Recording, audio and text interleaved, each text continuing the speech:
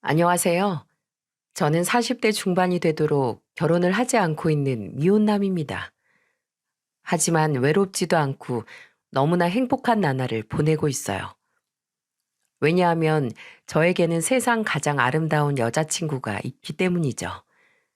이 사람은 평범한 여자친구가 아니라 앞으로의 제 평생을 함께할 인생의 동반자랍니다. 그럼 많은 사람들은 이렇게 물어보세요. 그렇게 진지한 마음으로 만나서 같이 동거까지 하면서 왜 결혼을 안 해? 그건 너무 책임감이 없는 거 아니야? 저도 한때는 결혼을 너무나 하고 싶었던 사람입니다. 하지만 우리가 이렇게 된 데에는 가슴 아픈 사연이 있어요.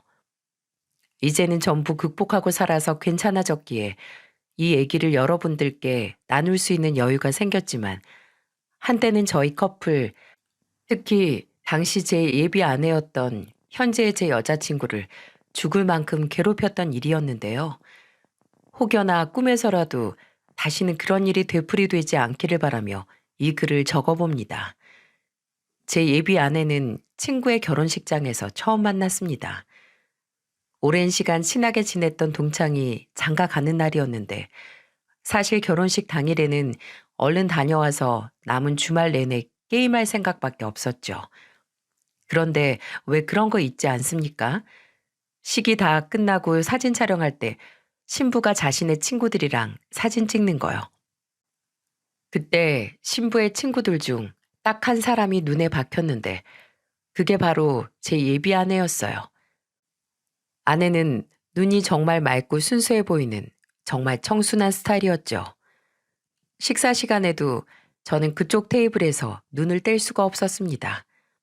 바로 옆 테이블이었거든요. 아내는 조용한 성격으로 말주변은 없어 보였지만 한마디 한마디 진심을 다해 친구의 결혼을 축하하더군요. 그런 순수한 모습이 더욱 마음에 들었던 저도 모르게 옆 테이블 쪽으로 몸이 기울었나 봅니다. 그런 절 본 눈치 빠른 제 친구들이 바로 먼저 옆 테이블에 말을 걸어주며 자리를 마련해 주더라고요. 조금 뜻밖인 듯 놀라던 신부의 친구들도 이내 눈치를 챘는지 저와 아내를 은근히 밀어주는 분위기였습니다.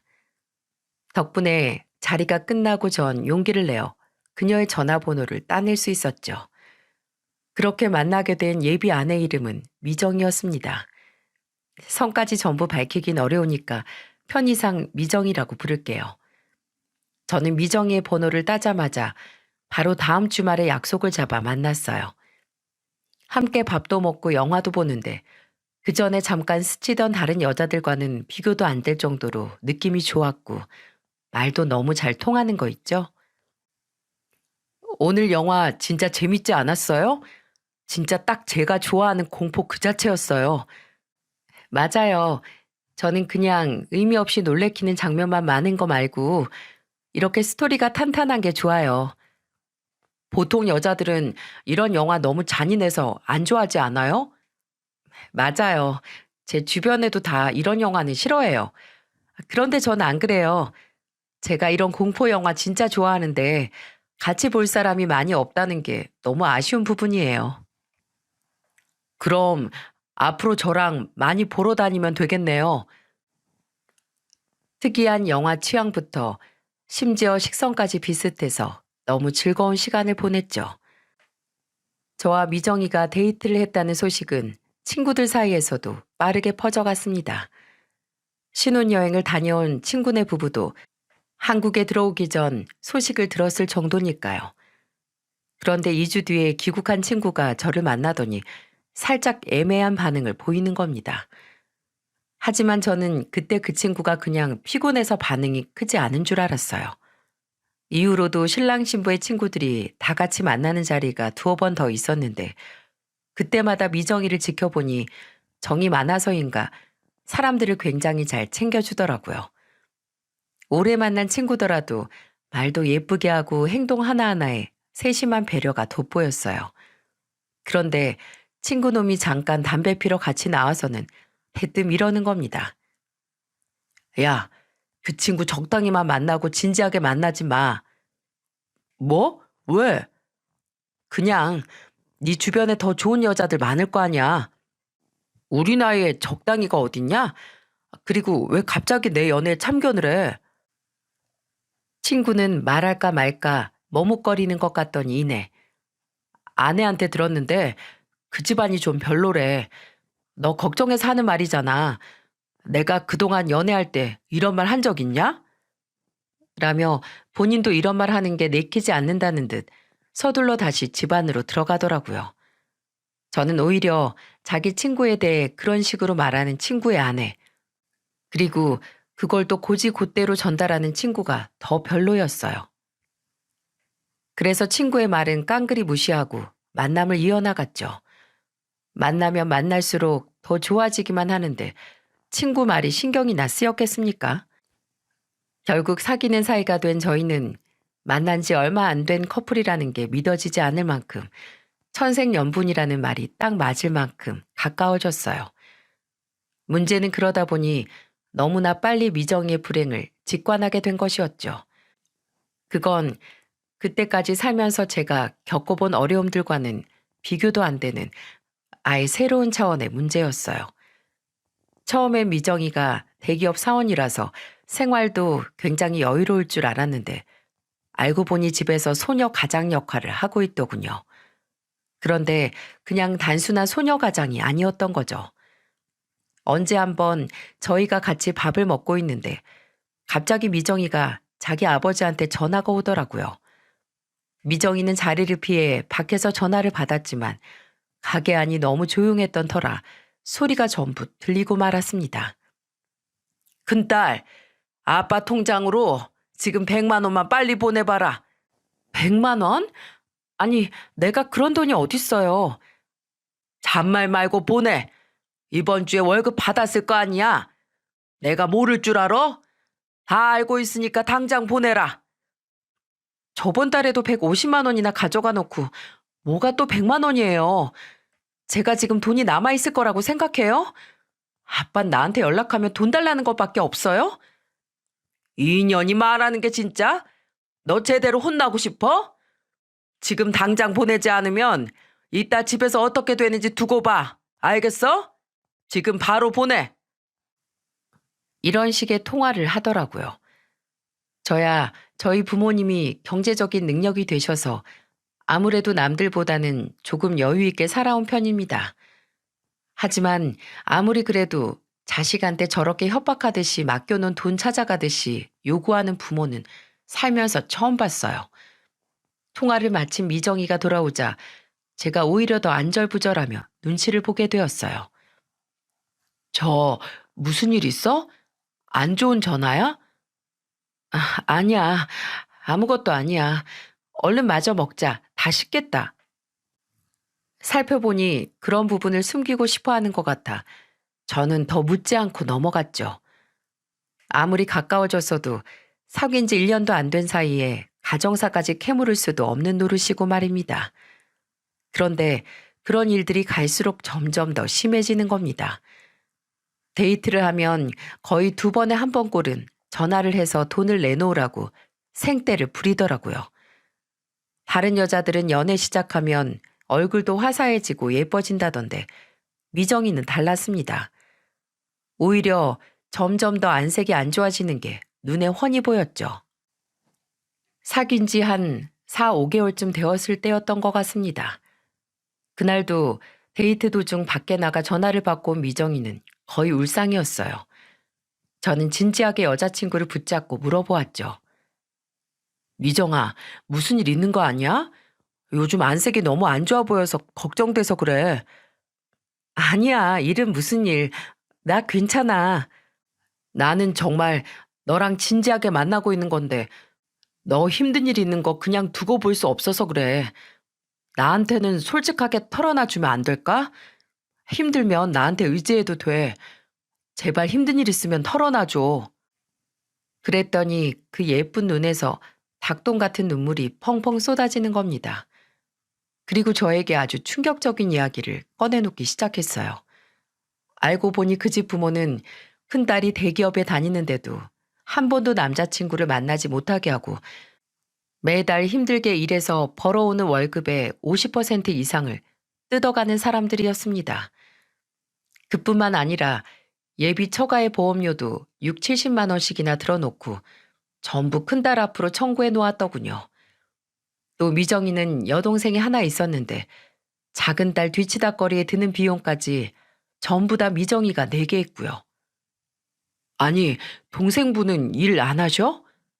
원래는 공무원 준비한다고 했었는데 그게 여의치 않았는지 대학원을 간다고 했다가 지금은 아나운서가 되겠다고 학원에 다니고 있어. 아나운서? 전공이 그 분야가 아니었다며. 그런데 어떻게 아나운서가 되겠다는 거야, 그 나이에.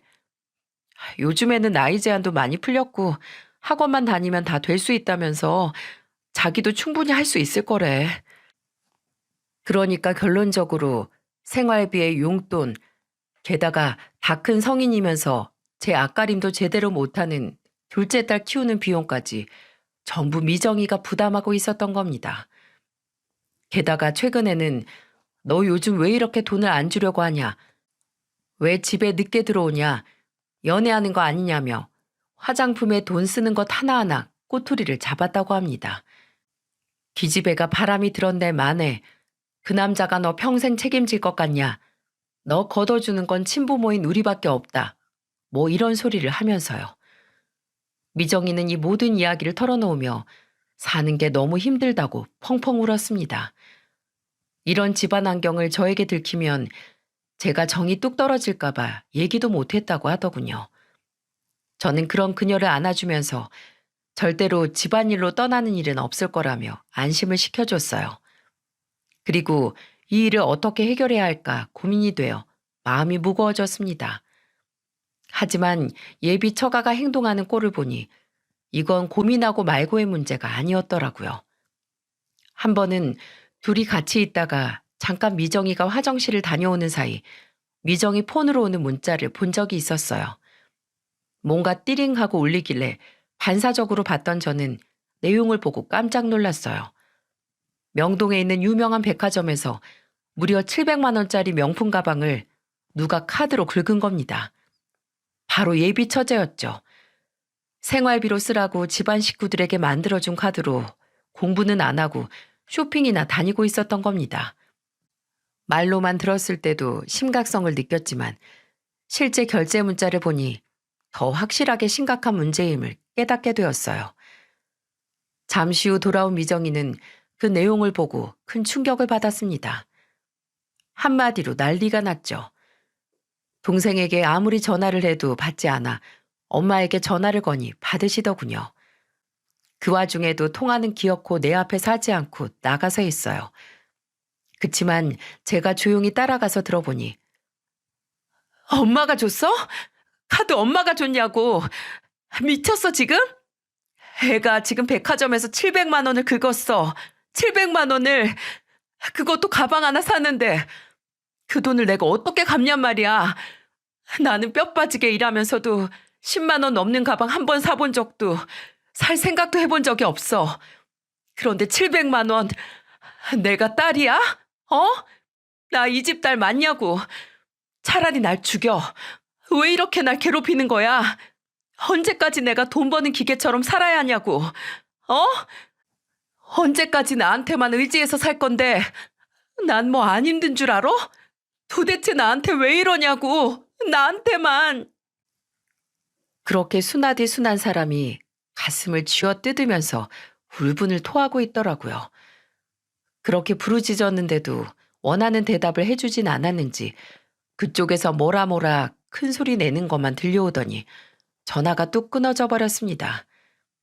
미정이는 한동안 혼자 울다가 감정이 어느 정도 추슬러지자 그제서야 건물 안으로 들어오더군요. 저는 어떻게든 미정이가 힘들지 않게 도와주고 싶었어요. 평소엔 거들떠도 보지 않던 정신과 전문의가 가족 문제를 상담해주는 TV 프로그램도 찾아보고 관련 서적도 읽는 등 어떻게든 해결책을 찾아주려 노력했죠. 당시에는 전 그저 남자친구였기 때문에 제가 직접 나서서 이렇다 할 행동을 할 수도 없었으니까요.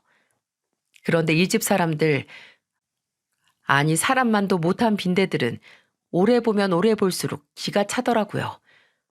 아나운서 준비를 하겠다던 동생은 백날 첫날 클럽에 가질 않나. 그러면서도 카메라에 잘 보여야 한다고 피부과에 돈을 쏟아붓는 거예요.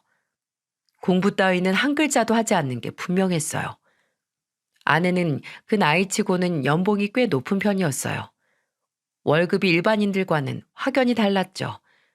그런데 그 빈대들이 돈을 얼마나 펑펑 써댔는지 그것도 모자르다고 어느 날은 엄마라는 사람이 딸의 이름으로 엄한 곳에서 돈을 빌리려다가 걸리기까지 했습니다.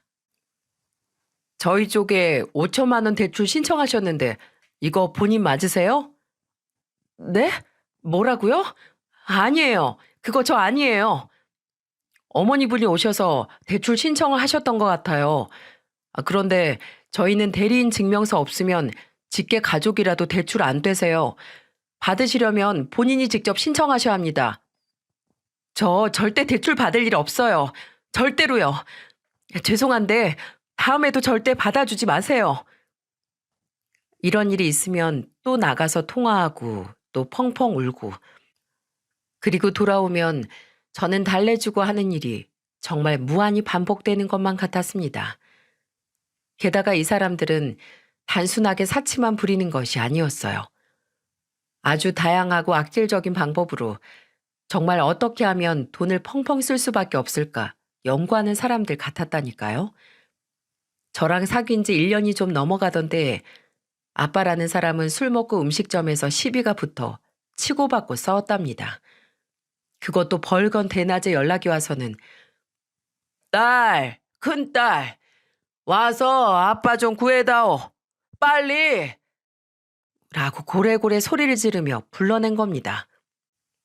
헐레벌떡 뛰어간 곳은 다름 아닌 경찰서였고 두 취객을 말리려다가 애꿎게 가게 이모님만 다치신 상황이었죠. 그나마 같이 싸우던 사람은 본인도 주먹을 어느 정도 휘둘렀기에 서로 합의하고 끝냈기에 망정이지 이모님께는 손이 발이 되도록 빌고 빌어 겨우 합의를 보고 치료비도 전부 물어드렸어요. 내가 딸내미 봐서 봐드리는 줄이나 알아요. 한두 번도 아니고 매번 가게에 와서 술주정을 부리질 않나? 술주정도 보통이어야지. 아주 듣기에도 불편한 쌍스러운 소리들을 내뱉으면서 아주 남의 가게 손님 다 내쫓고 이 아저씨가 이 동네 골칫덩어리예요. 저런 인간은 콩밥을 먹어야 하는데 아유 진짜. 죄송합니다. 정말 죄송합니다 이모님.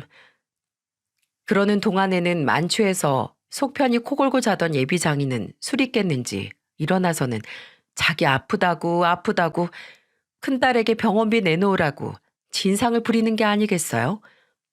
그 꼴을 1년 조금 넘게 옆에서 본 저까지 병에 걸리는 줄 알았는데 하물며 가족의 일원인 미정이는 어땠겠어요?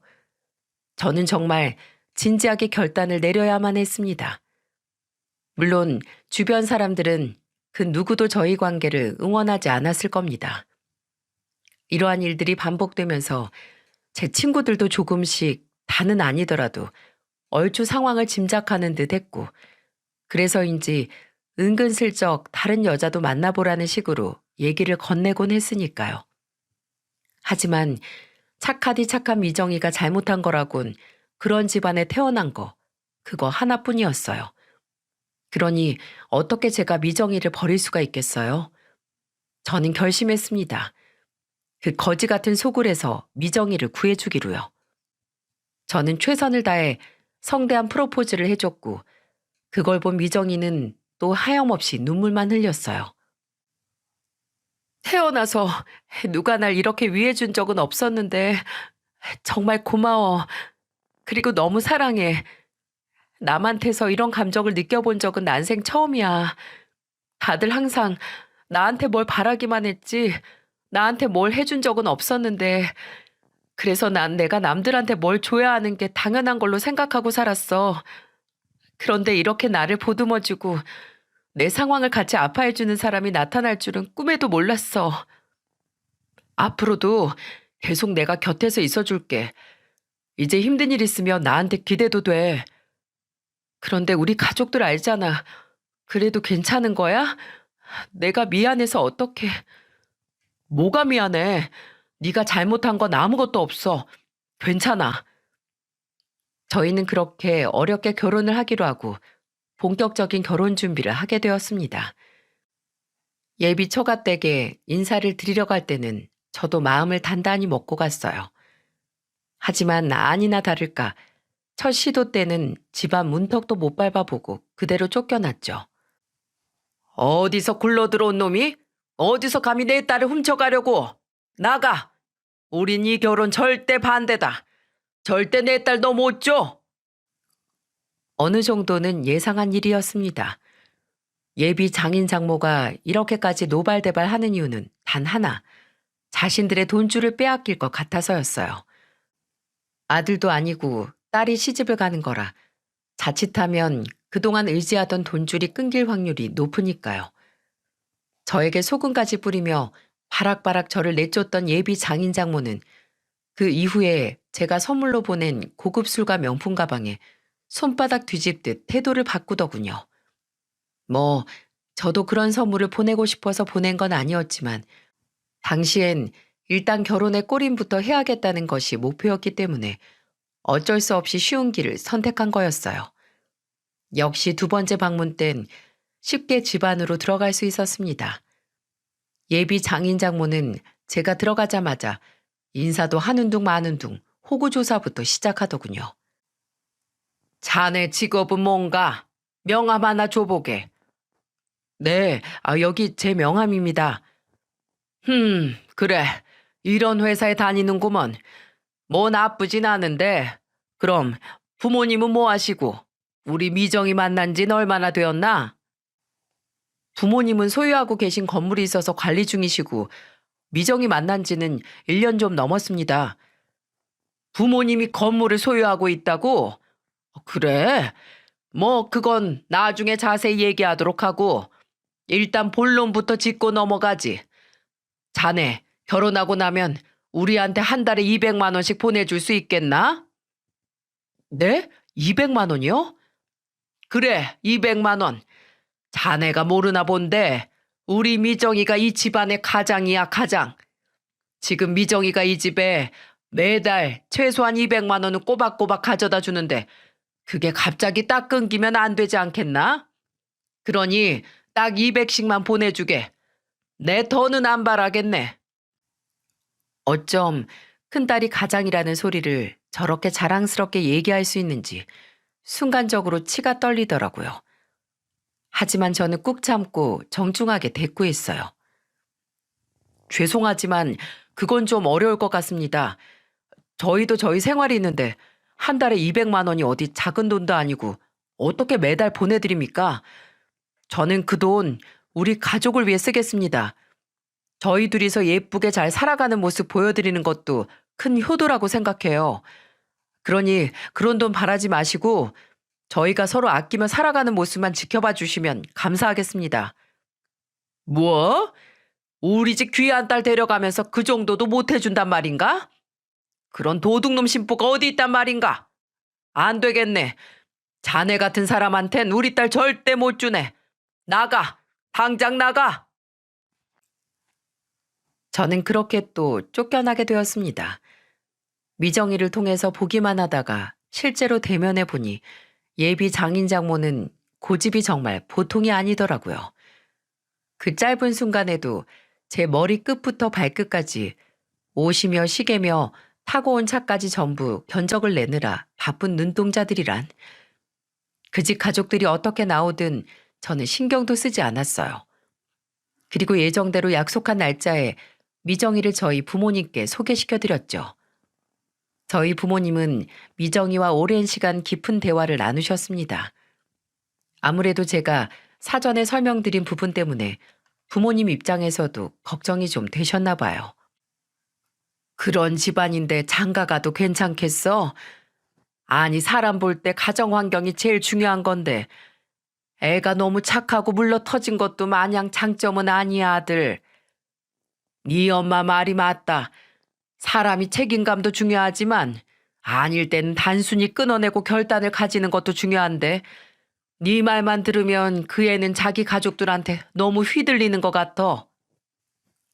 어려서부터 그렇게 길들여져서 본인도 어쩔 수 없는 부분이 있을 거예요. 그러니까 제가 제대로 알려줘야죠. 그리고 똑똑한 사람이라 잘 알아들을 거예요. 그게 문제라는 거야. 좋기 30년 넘게 그렇게 살아온 사람이 어디 하루아침에 바뀔 수 있겠어? 아버지, 엄마, 일단 한번 만나보세요. 만나서 얘기 나눠보시면 생각이 달라지실 거예요. 그래도 반대하신다면 그때는 저도 두 분 말씀 귀담아 들을게요. 그래서 저희 부모님도 미정이에게 묻고 싶은 말도 조언이든 훈계든 하고 싶었던 말도 많았을 겁니다. 눈물이 많은 미정이가 그걸 견딜 수 있을까 솔직히 조금 걱정했는데 의외로 의연하게 잘 받아들이더라고요. 눈빛도 올곧게 두 분의 말씀을 경청하고 대답도 똑부러지게 잘하는 모습에 내심 놀랐습니다. 결혼 생활이라는 게 너 하나만 잘한다고 되는 게 아니란다. 전체를 볼 줄 알아야 하고 동시에 미래를 볼 줄도 알아야 해. 그런데 네가 잘할 수 있을지 솔직히 우리는 걱정이 되는구나. 두 분이 어떤 염려하고 계시는지 저 잘 알고 있어요. 걱정하시는 그런 일 없도록 제가 잘하겠습니다. 저 믿어주세요. 그래, 직접 보니 생각보다 의지가 확고한 것 같긴 하구나. 그럼 일단 우리는 별말 하지 않겠다. 앞으로 너희 인생 너희가 잘해야지. 네, 믿어주셔서 정말 감사합니다. 그렇게 얘기를 잘 마치고 헤어졌는데 한 열흘쯤 뒤에 예비 장모한테서 연락이 오더군요. 두 번째로 찾아갔을 때 준 제 명함을 보고 연락한 모양이었어요. 연락을 받은 저는 내심 잘 됐다 싶었습니다. 제일 극성인 사람과 단둘이 만나 단판을 짓든지 해야겠다 싶은 마음도 들었던 것이 사실이거든요. 그런데 절 만나자마자 그 아줌마가 꺼낸 말이 뭔 줄 아시나요? 그 자네 아버지가 관리한다던 그 건물, 그거 뭐 어디에 있는 건물인가? 얼굴 보자마자 대뜸 건물 얘기부터 꺼내다니 저는 기가 차서 헛웃음이 다 나더라고요. 그리고 그 자리에서는 굳이 그걸 숨기지도 않았습니다. 죄송하지만 그것까진 제가 말씀드리지 못하겠고 그냥 관리하고 계십니다. 그러면 몇 층인가? 그냥 층수라도 한번 말해봐봐. 내가 알아서 참고할 테니까. 그냥 적당한 층 가지고 계세요. 적당한 층? 뭐 그럼 대충 한 5층은 되나 보구만. 그래 알겠네. 내가 오늘 찾아온 건 자네한테 기회를 주고 싶어서 그래. 기회요? 무슨 기회요? 자네의 능력을 보여줄 기회 말이야. 가만히 있어보자. 내가 여기 적어왔거든, 노트에. 그래, 여기 있네. 자, 첫 번째로 자네. 연봉 1억은 넘어, 안 넘어? 안 넘으면 안 돼. 무조건 1억은 넘어야 하네. 이것도 내가 최소로 잡은 거야. 뭐 이런 정신 나간 여자가 다 있나 싶어서 저는 그 여자가 말하는 꼴을 넋놓고 보았어요. 사람이 너무 어이가 없으면 아예 전의가 상실되더군요. 그리고 솔직히 연봉 1억이 어디 똥개 이름인가요? 저는 영업직이라 1억을 넘을 때도 넘지 못할 때도 있었지만 그렇다고 이 자리에서 그래 나 연봉 1억 정도는 되는 사람이요 하고 대꾸하기도 싫었고요. 그 아줌마는 제 일그러진 표정은 살피지도 않고 꼬질꼬질한 노트만 보며 말을 이어갔습니다. 그리고 두 번째, 자네 신혼집이 있지? 그거 무조건 10억 이상은 되어야 하네. 요즘 부동산 시세가 아주 너를 띄어요. 그래도 10억 이상 되는 집이면 믿을 수 있는 자산이라고 하네. 그 정도는 돼야 나중에 가격이 제대로 오른다고 하더라고. 비싸면 비싼 값을 한단 말이야. 알겠지? 무조건 10억 이상? 아, 우리 딸이 이상한 거지 속을 같은 데서 잘 수는 없잖아. 그리고 마지막으로 우리 귀한 딸이 자네한테 홀라당 시집 가버리면 우리는 당장 어떻게 살란 말인가? 뭐 먹고 살아? 그러니까 같이 사세. 합가 조건. 우리 좀 데리고 살아. 이게 내 마지막 조건이야. 이봐요 아줌마. 뭐? 아줌마? 너 미쳤어? 제가 듣다 황당해서 화도 안 나더라고요. 그리고 미정이한테는 미안하지만 저도 모르게 확고하게 결정을 내려버렸어요. 그냥 이 결혼 확 엎어버리기로요. 미친 건 아줌마라고요. 아니, 아줌마네 가족이고요. 우리 미정이가 그동안 얼마나 힘들었는지 제대로 알겠네요. 아니, 얜 지금까지 어떻게 버텼대? 이런 거지 같은 사람들을? 어쩐지 지난번에 갔을 때 온 집안에 똥파리가 득실거리더니 이제 보니 똥파리 소굴이라서 그랬나 보네. 뭐? 똥파리? 지금 말 다 했나? 참나, 머리라도 좋던가. 자기 주제도 모르고 그딴 말도 안 되는 소리 하면 제가 그쪽 말대로 해줄 줄 알았나 보죠? 꿈 깨세요. 평생 그저 남 등골만 빨아먹는 똥파리. 아니, 거머리구나? 어? 거머리처럼 그런 식으로 살려는 인간들 사이로 제가 왜 들어갑니까? 저 이 결혼 안 합니다. 네? 파혼한다고요. 그러니까 다신 저한테 연락하지도 마시고 저한테 자네, 여보게 이딴 소리도 하지 마시고요. 아니, 아예 제 이름도 부르지 말고 제 앞에 나타나지도 마세요.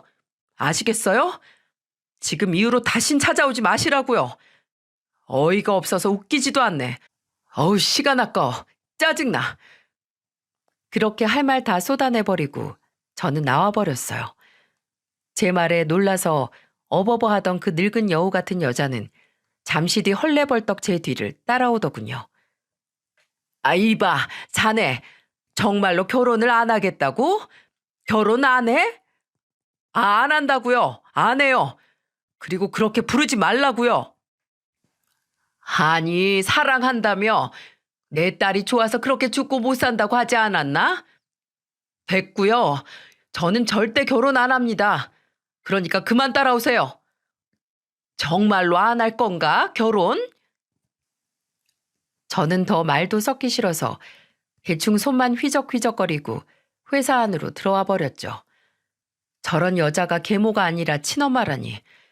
제 배 아파 낳은 딸 평생 부려먹는 것도 모자라서 어떻게 그 딸을 갖고 장사를 할 생각을 하나요? 그 늙은 여우를 알면 알수록 미정이가 불쌍해서 마음이 너무 아프더군요. 뒤늦게 소식을 알게 된 미정이는 저를 찾아와서 연신 미안하다는 말만 반복했어요. 오빠 미안해. 정말 미안해. 다 내가 미안해. 이렇게 계속 눈물만 흘리면서요. 너가 뭐가 미안해? 네가 잘못한 게 뭐가 있다고? 아니야. 다 내가 잘못 살아와서 그런 거야. 오빠가 나랑 결혼 안 하는 것도 당연해. 잘했어. 정말 잘 말했어. 그리고 정말 미안해. 낮에 그 여자에게는 파혼을 선언하고 왔지만 그렇다고 제가 미정이랑 헤어지겠다는 소리는 아니었어요. 이제는 더 이상 참지 않고 제가 직접 개입을 하기로 했죠. 제 여자를 그 거머리 같은 집안에서 완전히 빼오고 평생 연 끊고 살게 해줘야겠다고 생각했어요. 미정아, 우리 그냥 같이 살자. 뭐? 모타로 식을 올리고 혼인신고를 해. 그런 거 없어도 잘 살 수 있어. 우리 그냥 같이 살자. 답은 딱 하나더군요. 동거. 법적으로 혼인신고가 들어가는 것도 아니니 그 지긋지긋한 인간들에게 사위 노릇하지 않아도 되고 장인 장모 대우하지 않아도 되니까요. 그러면 그 인간들은 여태 그래왔던 것처럼 큰딸에게만 달려들 수밖에 없을 텐데 그건 제가 지켜주면 되는 일이었습니다. 옷이나 뭐 생필품 그런 거 다 필요 없어. 정말 중요한 서류들, 도장이나 통장 같은 것만 들고 나와. 나머진 내가 다 알아서 준비할 테니까.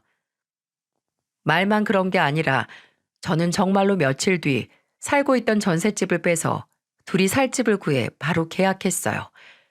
그리고 미정이를 데려왔습니다. 처음에는 놀라서 뻥쳐 있던 미정이는 제 결정에 고마워하며 제 말을 다 따라주었어요. 그리고 본격적으로 동거를 하기 시작했죠. 결혼식도 혼인신고도 전부 필요 없었어요. 누가 뭐래도 미정이는 제 아내였습니다. 여러분, 저희가 이후에 가장 먼저 한 일이 뭔 줄 아시나요? 바로 그 집 거지들과 인연을 완전히 끊어내기 위해 하나하나 돈줄을 잘라낸 겁니다. 먼저 한 달에 6, 70만 원씩 나가던 보험부터 해지시켰어요. 그 피 같은 돈부터 회수하고 나니 한 달 지출이 확 줄어드는 게 보이더군요. 그리고 나서 아내 이름으로 된 모든 카드를 하루아침에 해지시켜버렸어요. 매달 나가던 생활비까지 단칼에 끊어버렸습니다. 더 이상 그 집 인간들이 미정이 돈을 쓸 수 있는 방법을 아예 없애버린 것이죠. 그러고 나니 드디어 아내의 월급은 온전히 100% 아내가 쓸 수 있게 되었어요. 이 돈이 전부 없어질 일 없는 내 돈이라니. 적금을 붓든 맛있는 걸 사 먹든 옷이나 화장품들을 사든 다 네 마음대로 써. 네가 힘들게 번 네 돈이잖아. 남의 눈치 보지 말고 너 하고 싶은 거 다 해. 얼마나 시달렸는지 아내는 처음에는 그 돈을 제대로 쓰지도 못하더군요. 여전히 커피 한 잔 마시는 걸 시키지도 못했어요. 그 모습이 얼마나 가슴이 아프던지요. 지금까지 불쌍하게 살아온 제 아내, 이제는 제가 옆에 꼭 붙어서 영원히 행복하게 만들어줘야겠다 싶었습니다. 그 집안에서 한동안 괴롭힐 게 뻔하니 내가 전부 막아줘야겠다 마음먹었죠. 당연히 아내의 가족들은 난리가 났습니다. 당장 쓸 돈이 하나도 없으니 전부 손가락만 빨게 생겼으니까요. 저희도 당연히 예상했던 일이라 애초에 번호도 전부 바꾸고 그 인간들이 알고 있는 카드사, 은행 거래를 전부 정리해버렸으니 눈앞이 캄캄했겠죠. 저는 그래도 혹시 몰라서 일단은 제 차를 아내에게 줬습니다. 일 끝나면 밖에 나가지 말고 바로 지하 주차장에서 차 타고 나오라고요. 그러니까 이 인간들이 어떤 짓을 했는 줄 아십니까?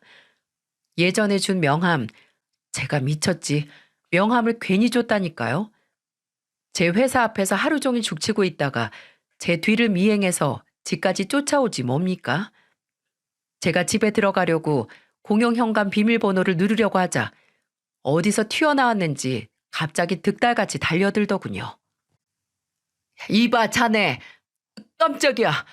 뭡니까? 여긴 또 어떻게 알고 왔어요? 자네 우리랑 말 좀 하세. 됐습니다. 전 할 말 없으니까 돌아가세요. 아이고 사위, 결혼식도 안 올리고 이러고 살면 사람들이 얼마나 이상하게 보겠나. 내가 이번엔 아무 조건 안 달 테니 그만 쉬고 올리세. 더 이상 못 살게 안 굴 테니까 그냥 결혼만 해. 우리는 한 달에 딱 100만 원. 더도 덜도 말고 딱 100만 원씩만 주면 아무 소리도 안 할 테니까. 그리고 보험료만 내주고. 우리 나이가 있는데 앞으로 병원 갈 일이 얼마나 있을지 모르지 않나. 딱 100만 원이랑 보험료.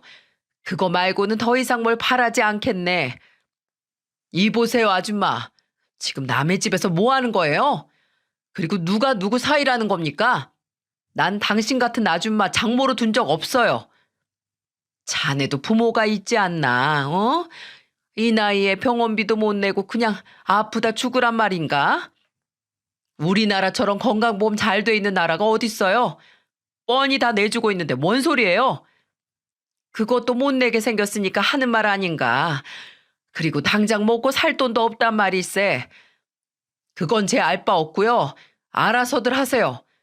돈이 없으면 벌 생각을 해야지. 어떻게 빌붙을 생각만 하세요? 거 작은 딸한테도 의지하고 그러세요. 불쌍한 큰딸만 괴롭힐 생각하지 마시고. 걔는 쓸 데가 없어서 그러지. 자랑입니까? 듣자 듣자 하니까 남의 딸한테. 저희는 더 이상 이런 하나도 줄 거 없으니까 그런 줄 알고 가세요. 이런다고 달라지는 거 하나 없습니다. 그렇게 한참을 옥신각신하는데 공용 현관문이 열리더니 아내가 나오더라고요. 엄마, 여기서 뭐해? 아내의 모습을 보자마자 아차 싶었습니다. 층수가 높지 않아 다 들렸나 보구나 하고요. 최대한 제 선에서 해결하려고 했는데 그러지 못해 화도 났고 보나마나 이 여자가 아내한테 들러붙겠구나 싶어 일단 몸으로 막아야겠다 싶었는데 미친 거야? 어떻게 여길 찾아올 생각을 해? 예, 미정아, 우리가 그동안 좀 심했지? 안다, 우리가 다 알아. 그러려고 그런 게 아니라 노력을 해도 영 풀리질 않으니 우리 중에 유일하게 능력 있는 너한테 의지하게 된 거지 뭐니. 우리가 앞으로는 절대 네 피 빨아먹을 생각 안 할 거야. 아무리 그래도 그렇지 보험료를 이렇게 무자르듯 잘라내버리면 어떡하니. 생활비도 그렇고 우린 당장 뭐 먹고 살라고. 우리가 결혼 반대한 것도 다 널 아껴서 그런 거지. 넌 우리 마음도 모르고. 이럴 거 없이 우리가 너희 결혼 허락하마. 어? 결혼은 언제 할 거냐? 아내는 그 소리를 듣는 내내 차가운 표정으로 눈빛 하나 흔들리지 않고 있더라고요. 가끔은 바보 같을 정도로 착하고 물러터졌던 제 아내가 맞나 싶을 정도로 단호한 모습이었습니다. 그리고 받아치는 말에 저까지 충격을 받고 말았어요. 잘 들어, 엄마? 우리 결혼 언제 하냐고? 엄마 죽으면, 엄마도 아빠도 죽어서 다 없어지면 그때 결혼할 거야. 10년이든 20년이든 두 분 죽으면 일단 결혼식부터 올리고 실컷 행복하다가 시간 남으면 그때 장례식장을 가보던지 해볼게. 알아들어? 그러니까 이제 그만 내 인생에서 꺼져줘, 제발. 그동안 참고 참았던 모든 감정이 전부 터져버린 것 같았어요. 아내가 그 똥파리들이랑 완벽히 연을 끊기 위해서 얼마나 독하게 마음먹고 끊어냈는데 기어코 여기까지 찾아와 행패를 부리니 오만 정이란 정이 다 떨어진 것 같았죠. 솔직히 제 속이 얼마나 시원했는지 모릅니다. 예, 너 지금 뭐라고, 미정아, 엄마한테 지금 뭐라고 한 거니? 너 우리 미정이 맞아? 네가 우리 미정이 이렇게 세뇌시켰지? 미정아, 너 지금 저놈한테 세뇌당해서 제정신이 아니야. 나는 네 엄마라고, 엄마. 네 피부치. 엄마 같은 소리 하고 있네. 뭐 피부치? 자기 피부치한테 그런 식으로 구는 엄마가 세상에 어딨어. 난 지금까지 엄마 없이 살았고 앞으로도 엄마 없이 살 거야. 나한테 가족이 어디 있고 피부치가 어딨어? 다 피 빨아먹는 거머리들 뿐이었지. 나는 엄마 아빠 죽기 전까지 절대로 결혼식 안 올릴 거고, 그러니까 여기 있는 오빠도 엄마랑 전혀 아무 상관없는 남남이야. 알겠어? 사위니 어쩌니 하면서 함부로 대할 생각하지 마. 한 번만 더 찾아오면 바로 경찰에 신고해서 콩밥 먹게 해줄 테니까. 알았어? 그런 아내를 보고 그 늙은 여우 같은 여자는 거의 뒷골을 잡고 쓰러지려고 하는 거였어요. 갑자기 아이고 아이고 나 죽겠네 하면서 뒷골 잡고 엄살을 피우려고 하더니 그마저도 아내가 쌩 무시하고 들어가려고 하자 진짜로 바짓가랑이를 붙잡으려고 하는 게 아니겠어요?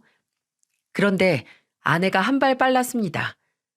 애초부터 들고 나온 것인지 주머니에서 소금통을 꺼내 그 여우한테 마구마구 뿌리기 시작했어요. 저리 가! 다신 찾아오지 마! 나가! 아이고, 아우 따가워라! 미정아, 미정아! 물러가, 물러가라고! 내 인생에서 사라져버려! 너 엄마한테 이게 무슨 짓이야? 엄마 아니라고 했지? 아줌마야말로 남의 집 앞에서 뭐 하는 짓이에요? 뭐? 아줌마? 아내는 무자비하게 소금 큰 걸 한 통을 다 뿌리더니 놀라서 뻥져 있는 저를 보고 오빠, 빨리 들어가자. 가서 경찰에 신고해야겠어. 이상한 아줌마가 자꾸 오빠 따라온다고. 하면서 저를 데리고 들어오더군요. 아내는 더 이상 제가 알던 예전의 순둥이가 아니었습니다. 답답할 정도로 순하던 모습은 온데간데 없고 여장부가 따로 없었어요. 그럼에도 그 늙은 여우 같은 여자는 동네가 떠나가도록 곡소리를 내더라고요. 경찰을 부른다니 더 따라오지는 못하겠고 그럼에도 어떻게든 때를 쓰려는 그 모습이 아주 넌덜머리가 났습니다. 그 여자는 한참 동안이나 아이고 내 팔자야. 내 딸년한테 버림받았네. 아이고 저건 내 딸이 아니야. 내 딸이 나쁜 놈한테 홀라당 넘어가 버렸네. 아이고 내 딸 미정아. 이러면서 악에 바친 듯 타령을 해댔어요. 그럼에도 저희는 꿈쩍도 하지 않았습니다. 한참 후에 동네 주민 신고를 받았는지 경찰이 데리고 가더라고요. 다음 날에는 술에 잔뜩 취한 늙은 너구리 같은 인간이 또 찾아와서 제 아내를 찾더라고요. 아내가 내려가자 들고 있던 술병을 들어 올리길래 제가 기겁을 하고 다시 아내를 데리고 들어왔습니다. 아내는 그 자리에서 그 늙은이를 가정폭력범으로 신고했고 접근 금지 신청까지 해버렸어요. 그런 건 또 언제 미리 알아놨는지 제가 끼어들 새도 없이 척척 해나가더라고요. 두 번 다시 볼 일 없게 해주세요. 제가 평생 심한 가정폭력을 받았어요. 경찰서에서 이렇게 똑부러지게 얘기하는 모습에 또 한 번 반하지 않을 수 없었죠. 이 소식을 들은 저희 부모님은 제 아내를 다시 봤다며 놀라워하셨어요. 부모님뿐만 아니라 사실 저희를 아는 모든 사람들이 다 놀랐죠. 아내는 친정을 아예 쑥대밭을 만들어 놓고는 한 번만 더 건드리면 그땐 더 할 줄 알라고 으름장을 놓기까지 했다니까요. 그러니 그 지긋지긋한 똥파리 같은 인간들도 더 이상 찾아오지 않더군요. 한동안 무슨 일이든 연락이 올까봐 신경을 쓰던 아내는 정말로 완전히 연락이 끊기자 얼마나 좋아했는지 몰라요. 그제야 드디어 저희가 제대로 된 신혼생활을 누리게 된 것 같았답니다. 처음에는 나만 아는 돈을 어떻게 관리해야 할지 감을 못 잡던 아내는 곧 꼭 필요한 돈과 미래를 위한 저축 등으로 분배를 해서 잘 관리하고 있습니다. 난생 처음 20만 원짜리 가방을 사들고 좋아하던 모습이 예쁘기도 하고 또 짠하기도 했어요. 그동안 이 사람이 겪었던 아픔보다 훨씬 더 큰 행복을 안겨주며 살아갈 생각입니다. 결혼식을 올리지 않아도 얼마나 행복한 생활을 하고 있는지 몰라요. 특히 아내는 저희 부모님께 굉장히 잘해서 요즘 저희 부모님은 어딜 가나 며느리 자랑을 입이 마르도록 하고 다니세요.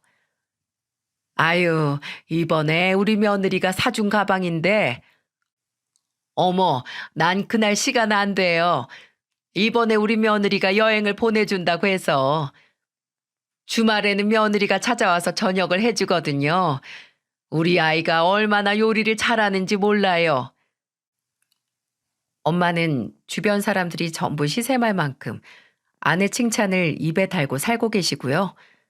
아버지는 아내가 올 때마다 용돈도 주시고 얼마 전에는 출퇴근에 쓰라고 자동차도 사줬다니까요. 가끔 보면 저보다도 예뻐하시는 것 같기도 해요. 저도 제 차는 제 돈으로 샀는데 말입니다. 아내도 자기 부모님한테 못 받았던 사랑을 저희 부모님한테 듬뿍 받으니 더욱 잘하는 것 같고 안색도 건강해지고 보기 좋아 얼마나 예쁜지 모릅니다. 그 거지 같은 집구석 인간들은 집안이 말 그대로 풍비박산났지만 나름 생계는 유지하는 것 같더라고요. 다시 생각해봐도 하마터면 장인 장모라고 부를 뻔했다는 게 지금 생각해도 얼마나 소름 끼치는지 모릅니다. 그 늙은 여우 같은 여자는 건물 청소 일을 하고 허구한 날 쌈박질하고 돌아다니던 너구리 같은 늙은이는 놀랍게도 대리운전을 하지 뭡니까? 허영만 가득하던 동생이라는 여자는 겨우겨우 편의점 알바자리를 구했다가 잘렸다는 소식까지 들었네요. 그 뒤로 어떻게 살고 있는지는 저도 잘 모르겠습니다. 당장 목구멍이 포도청이니 뭐라도 했겠죠. 사실 그 사람들이 제 아내가 아니었으면 정신이나 차렸겠어요? 제 아내가 마지막 효도를 하고 떠난 거나 다름이 없었으니까요. 그나마 그 정도라도 정신 차린 게 엄청난 개과천선이었으니까요. 허욕에 들뜨면 한치 앞도 못 본다고 하지 않습니까? 그런데 그 인간들은 그냥 허욕에 들뜬 정도가 아니라 아주 눈까지 멀어 한치 앞도 분간할 수 없는 정도였으니까 말 다 했죠 뭐. 제 딸 귀한 줄 모르고 그저 본인 사리 사욕만 챙기려고 살다 보니 그 죗값을 받는 건 아주 당연한 일일 수밖에요. 몇 년째 연락이 끊긴 상태지만 그래도 아직 식은 올리지 않았습니다.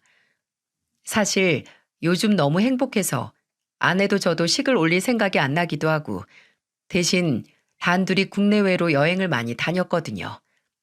거머리 같은 처가 식구들 때문에 여전히 결혼은 안 하고 있지만 미정이는 제가 평생 지켜줄 제 아내입니다. 항상 아내라고 부르고 있고요. 전 제 아내의 영원한 흑기사가 되어줄 겁니다. 지금까지 저희 부부의 긴 사연을 들어주신 모든 분들께 감사드립니다.